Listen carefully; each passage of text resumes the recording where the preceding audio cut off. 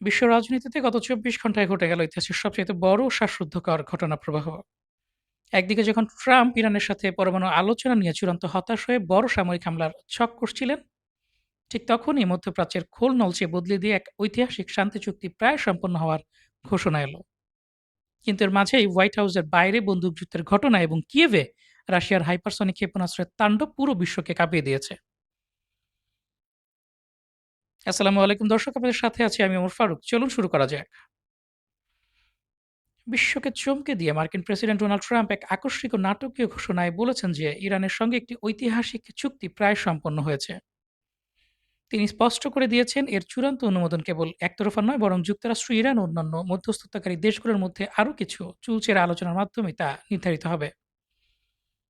Trump অত্যন্ত প্রত্যয়ের সাথে আরও যোগ করেন, এ চুক্তির ফলে অবরুদ্ধ হরমুজ প্রণালী আবারও পুরোপুরি খুলে দেওয়া হবে। নিউ ইয়র্ক টাইমস এই ব্রেকিং নিউজের সত্যতা নিশ্চিত করে জানিয়েছে, চলমান বিধ্বংসী সংঘাত বন্ধ এবং বিশ্বের সবচাইতে গুরুত্বপূর্ণ জ্বালানি রুট হরমুজ প্রণালী পুনরায় উন্মুক্ত করার লক্ষ্যে একটি যুগান্তকারী সমঝোতা স্মারকে শেষ পর্যন্ত সম্মতি দিয়েছে ইরান। যুক্তরাষ্ট্রের সাথে চলমান প্রাথমিক চুক্তিতে পারমাণবিক ইস্যুটি অন্তর্ভুক্ত নেই, এমনকি দেশের বাইরে নিজেদের উচ্চমাত্রায় সমৃদ্ধ ইউরেনিয়ামের মজুদ সরিয়ে নিতেও রাজি হয়নি তেহরান। সম্ভাব্য সমঝোতা স্মারকের দু-একটি ধারা নিয়ে এখনও যুক্তরাষ্ট্রের সাথে মতবিরোধ রয়েছে। চুক্তি চূড়ান্ত করার ক্ষেত্রে ওয়াশিংটন ইচ্ছা করে বাধা সৃষ্টি করছে বলে অভিযোগ করেছে ইরান। মধ্যস্থতাকারী দেশ পাকিস্তানকে তেহরান সাফ জানিয়ে দিয়েছে, যুক্তরাষ্ট্র যদি এভাবে চুক্তির অগ্রগতিতে বাধা দিতে থাকে তবে কোনোভাবেই এই চুক্তি চূড়ান্ত করা সম্ভব হবে না। যুক্তরাষ্ট্র ইরান সমঝোতা স্মারকের বিস্তারিত প্রকাশ করেছে মার্কিন গণমাধ্যম এক্সিওস। শর্তসমূহ হচ্ছে ২ মাস তথা ৬০ দিনের যুদ্ধবিরতি আরও বাড়ানোর বিষয়ে যুক্তরাষ্ট্র ইরানের মধ্যে সমঝোতা হয়েছে।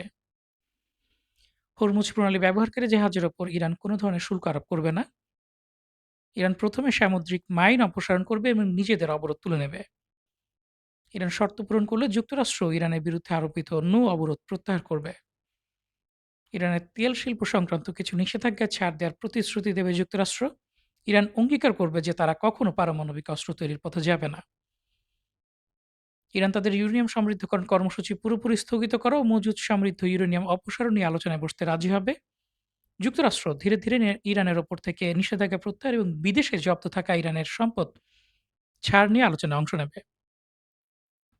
২ মাস তথা ৬০ দিনের সময়সীমা শেষ না হওয়া পর্যন্ত যুক্তরাষ্ট্র ইরান ঘিরে অবস্থানরত কোনো সামরিক বাহিনী প্রত্যাহার করবে না। চূড়ান্ত চুক্তি সম্পন্ন হওয়ার পরে যুক্তরাষ্ট্র সেনা প্রত্যাহারের বিষয় বিবেচনা করবে। হিজবুল্লাহ ও ইসরায়েলের মধ্যকার যুদ্ধ বন্ধ করার পরিকল্পনা সমঝোতায় অন্তর্ভুক্ত আছে। হিজবুল্লাহ পুনরায় অস্ত্র সংগ্রহের চেষ্টা করলে ইসরায়েলকে আগাম সামরিক পদক্ষেপ নেওয়ার অনুমতি দেওয়া হবে। এই সামরিক পদক্ষেপের মধ্যে লেবাননে বিমান হামলা ও ড্রোন হামলা অন্তর্ভুক্ত থাকতে পারে। সমঝোতা নিয়ে যুক্তরাষ্ট্রের কূটনৈতিক মহল বলা হয়েছে, হিজবুল্লাহ শান্ত থাকলে ইসরায়েলও শান্ত থাকবে। মার্কিন কর্মকর্তারা গোপনে ইরানকে বলেছে ইরান যে কোনো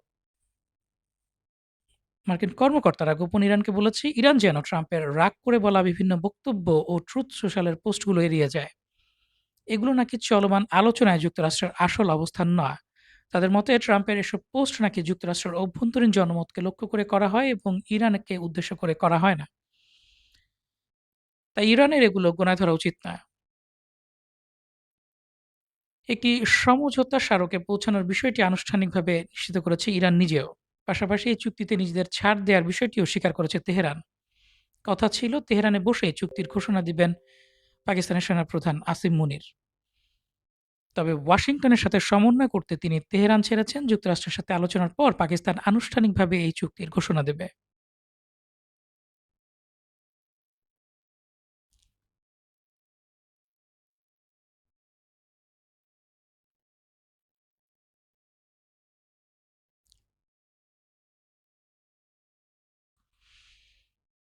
যখন টেবিলের ওপর শান্তির খসড়া আদান-প্রদান হচ্ছে, ঠিক তখনই আকাশসীমায় ঘটেছে এক রোমাঞ্চকর ঘটনা। মেহের নিউজ এজেন্সির তথ্য অনুযায়ী ইরানের অত্যন্ত গুরুত্বপূর্ণ কৌশলগত বন্দর আব্বাসের আকাশে ওত পেতে থাকা একটি অত্যাধুনিক ইসরায়েলি স্টেলথ অর্থাৎ রাডার ফাঁকি দিতে সক্ষম গুপ্তচর ড্রোনকে সফলভাবে ভূপাতিত করেছে দেশটির আকাশ প্রতিরক্ষা বাহিনী। ইরানি সামরিক কর্মকর্তারা অত্যন্ত গর্বের সাথে জানিয়েছেন, ইরানের নিজস্ব ও সম্পূর্ণ অপ্রকাশিত বিশেষ এক গোপন প্রতিরক্ষা ব্যবস্থার মাধ্যমে ড্রোনটিকে প্রথমে নিখুঁতভাবে শনাক্ত করা হয় এবং পরে ক্ষেপণাস্ত্র ছুড়ে ধ্বংস করা হয়। পরবর্তীতে পারস্য উপসাগরীয় এলাকা থেকে সেই ধ্বংসপ্রাপ্ত ড্রোনের টুকরো ও ধ্বংসাবশেষ উদ্ধার করা হয়েছে। এই ঘটনার পরপরই অত্যন্ত কড়া ভাষায় আইআরজিসি প্রধান জেনারেল আহমদ ওয়াহিদি এক প্রেস বিজ্ঞপ্তিতে হুঙ্কার দিয়ে বলেছেন, যে কোনো ধরনের বাহ্যিক আগ্রাসনের ধ্বংসাত্মক ও চূড়ান্ত জবাব দিতে ইরানের সশস্ত্র বাহিনী এখন সব ফ্রন্টে সর্বোচ্চ যুদ্ধ প্রস্তুতি অবস্থায় রয়েছে। তিনি স্পষ্ট করেন যে ভূমি, আকাশ, সাগর, পাতাল অর্থাৎ ভূগর্ভস্থ মিসাইল সিটি, মহাকাশ এবং সাইবার স্পেসের মতো সকল ক্ষেত্রে বহুমুখী অবস্থান নিয়ে ওত পেতে রেখেছে ইরানের সশস্ত্র বাহিনী। তিনি দাবি করেন, এই সর্বাত্মক সামরিক প্রস্তুতি ভবিষ্যতের ফিলিস্তিনকে সম্পূর্ণ স্বাধীন করা এবং ইসরায়েলকে চিরতরে ধ্বংস করার যুদ্ধে মুসলমানদের বিজয়ের পথ দেখাবে। ইসরায়েল কোনোভাবেই ইরান ও যুক্তরাষ্ট্রের এই সম্ভাব্য শান্তি চুক্তিকে মেনে নিতে পারছে না। তারা ইরানের বন্দর আব্বাসের মতো সংবেদনশীল সামরিক ঘাঁটির গোপন তথ্য সংগ্রহ করতে এবং চুক্তি প্রক্রিয়াকে নস্যাৎ করতে এই স্টেলথ ড্রোন পাঠিয়েছিল। ইরান তাদের গোপন সামরিক প্রযুক্তি প্রদর্শন করে ইসরায়েলকে এই বার্তা দিল যে রাডার ফাঁকি দিয়ে ইরানে ঢোকার দিন শেষ। এই ড্রোন ভূপাতিত করার ঘটনা প্রমাণ করে যে আমেরিকার সাথে চুক্তি হলেও ইসরায়েলের সাথে ইরানের ছায়াযুদ্ধ থামবে না। ইরান পাতাল ও মহাকাশে যে প্রতিরক্ষা বলয় তৈরি করেছে, তা ভবিষ্যতে ইসরায়েলের যেকোনো আকস্মিক বিমান হামলাকে ব্যর্থ করে দিতে বড় ভূমিকা রাখবে।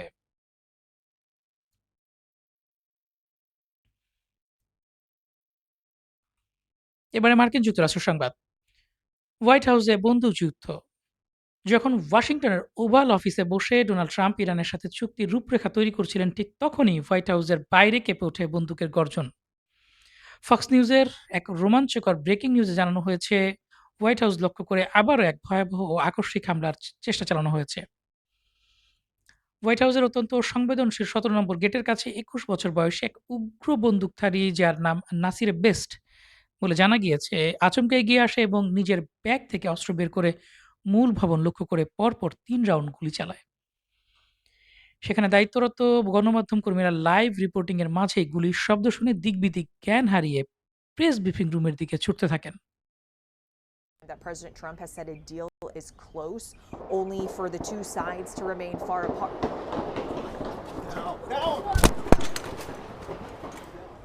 সেখানে নিয়োজিত মার্কিন সিক্রেট সার্ভিস এজেন্টরাও ১ সেকেন্ড সময় নষ্ট না করে অত্যন্ত ক্ষিপ্রতার সাথে That President পাল্টা Trump গুলি has said চালায় a এবং deal is বন্দুকধারীকে close, ঝাঁঝরা করে only ধরাশায়ী for করে। the two sides to remain far apart. হাসপাতালে নেয়ার পর তার মৃত্যু হয়। কিন্তু ২ পক্ষের এই তীব্র ও অতর্কিত গোলাগুলির মাঝে পড়ে দুর্ভাগ্যবশত একজন সাধারণ বেসামরিক নাগরিকও গুলিবিদ্ধ হন। মার্কিন উচ্চপদস্থ কর্মকর্তারা নিশ্চিত করেছেন যে সন্দেহভাজন ওই ব্যক্তি হোয়াইট হাউসের প্রথম স্তরের নিরাপত্তার সীমানা কোনোভাবেই ভেদ করতে পারেনি এবং হামলার সময় প্রেসিডেন্ট ডোনাল্ড ট্রাম্প সম্পূর্ণ সুরক্ষিত ও নিরাপদে ছিলেন। হোয়াইট হাউসের এই বন্দুকধারী নাসির বেস্টের আগে থেকেই মানসিক সমস্যা ছিল এবং ট্রাম্প প্রশাসনের বিরুদ্ধে তীব্র ক্ষোভ ছিল। এমনকি এর আগে হোয়াইট হাউসে অনুপ্রবেশের চেষ্টা করেছিল সে। গত ১ মাসে ট্রাম্পের আশেপাশে এটি তৃতীয়বারের মতো গুলির ঘটনা, যা প্রমাণ করে মার্কিন অভ্যন্তরীণ রাজনীতিতে ডোনাল্ড ট্রাম্পের নীতি ও সিদ্ধান্ত নিয়ে চরমপন্থী ও সহিংস অসন্তোষ ছড়িয়ে পড়েছে। দর্শক, এবার ইসরায়েল সম্পর্কিত সংবাদ। জিওপলিটিক্স প্রাইম নামের একটি বিশেষ সাক্ষাৎকারে যুক্তরাষ্ট্রের ন্যাশনাল কাউন্টার টেরোরিজম সেন্টারের সাবেক প্রধান জো কেন্ট এক বিস্ফোরক ও চাঞ্চল্যকর সতর্কবার্তা দিয়েছেন। তিনি অত্যন্ত স্পষ্ট ভাষায় জানিয়েছেন যে ইরান ও যুক্তরাষ্ট্রের মধ্যে চলমান এই সম্ভাব্য শান্তি চুক্তিটি আন্তর্জাতিকভাবে একটি অত্যন্ত ইতিবাচক ও স্বস্তির খবর হলেও ইসরায়েল একে নিজেদের অস্তিত্ব এবং আঞ্চলিক উদ্দেশ্যের জন্য সবচেয়ে বড় হুমকি হিসেবে বিবেচনা করছে।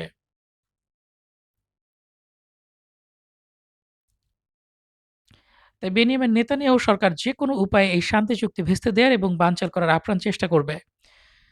জোকেন্ট আরও জোর দিয়ে বলেন, ইসরায়েলকে এই চুক্তি ধ্বংস করা থেকে বিরত রাখতে হলে এখন মার্কিন প্রশাসনকে অত্যন্ত কঠোর ও নজিরবিহীন পদক্ষেপ নিতে হবে।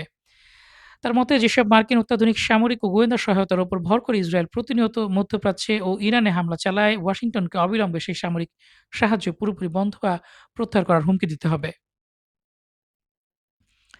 জোকেন্টের মতে আগামী ৩০ থেকে ৬০ দিনের মধ্যে এটা বিশ্বমঞ্চে স্পষ্ট হয়ে যাবে যে প্রেসিডেন্ট ট্রাম্প আমেরিকার ভেতরে চরম শক্তিশালী ইসরায়েলপন্থী প্রভাবশালী লবিস্ট গ্রুপ আইপ্যাকের লাগাম টেনে ধরতে আদৌ সক্ষম কিনা?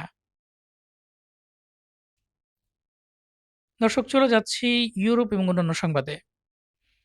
ইউরোপের যুদ্ধক্ষেত্র এখন এক জীবন্ত নরকে পরিণত হয়েছে। গত ২২ এবং ২৩শে মে রাতে ইউক্রেনীয় বাহিনী রাশিয়ার ভূখণ্ডের গভীরে এক বিশাল ও নজিরবিহীন ড্রোন হামলা চালায়। এই আকস্মিক হামলায় রাশিয়া অত্যন্ত গুরুত্বপূর্ণ নোভরস্কি নৌঘাঁটি মারাত্মকভাবে ক্ষতিগ্রস্ত হয়। এর পাশাপাশি রুশ ভূখণ্ডের ভেতরে থাকা গ্রুশোভায়া, ভলকা তেল ডিপো এবং আরও বেশ কয়েকটি গোপন সামরিক স্থাপনা ইউক্রেনীয় ড্রোনের আঘাতে ধ্বংস হয়ে যায়। ইউক্রেনের এই দুঃসাহসের পর রাশিয়ার প্রেসিডেন্ট ভ্লাদিমির পুতিন যে কতটা ক্ষিপ্ত হতে পারেন তার প্রমাণ পরের দিনই পাওয়া গিয়েছে। রাশিয়া এর চরম ও বিধ্বংসী প্রতিশোধ নিতে ইউক্রেনের রাজধানী কিয়েভের ওপর তাদের সবচাইতে মারাত্মক ও অপ্রতিরোধ্য হাইপারসনিক ওরেশনিক IRBM ক্ষেপণাস্ত্র নিক্ষেপ করেছে। ২০২২ সালের যুদ্ধ শুরুর পর কিয়েভের ওপর রাশিয়ার এই হামলাকে ইতিহাসের অন্যতম সবচাইতে বড় ও ভয়াবহ হামলা হিসেবে বিবেচনা করা হচ্ছে। ইস্কান্দার এম ব্যালিস্টিক ক্ষেপণাস্ত্র এবং ঝাঁকে ঝাঁকে জেরান-2 ড্রোন দিয়ে আত্মঘাতী হামলায় পুরো কিয়েভ শহর জুড়ে এই মুহূর্তে কেবল ধ্বংসাবশেষ আর আগুনের লেলিহান শিখা জ্বলছে। ক্ষেপণাস্ত্রের আঘাতে কিয়েভের সামরিক কমান্ড সেন্টার এবং বড় বড় অবকাঠামোগুলো মাটির সাথে মিশে গিয়েছে, যার স্পষ্ট ও লোমহর্ষক ভিডিও ফুটেজ ইতিমধ্যে বিশ্বজুড়ে ছড়িয়ে পড়েছে।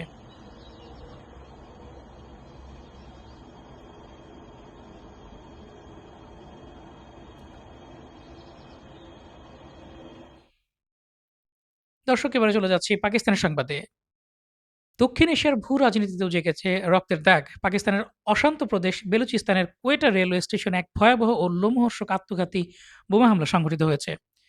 প্রেস টিভির তথ্য অনুযায়ী এই হামলাটি চালানো হয়েছিল ঠিক সেই মুহূর্তে যখন স্টেশনে পাকিস্তানি সামরিক বাহিনীর সদস্যদের বহনকারী একটি বিশেষ ট্রেন এসে পৌঁছায়। সাধারণ যাত্রী এবং সেনা সদস্যদের ভিড়ের মাঝে আত্মঘাতী বোমারু নিজেকে উড়িয়ে দেয়।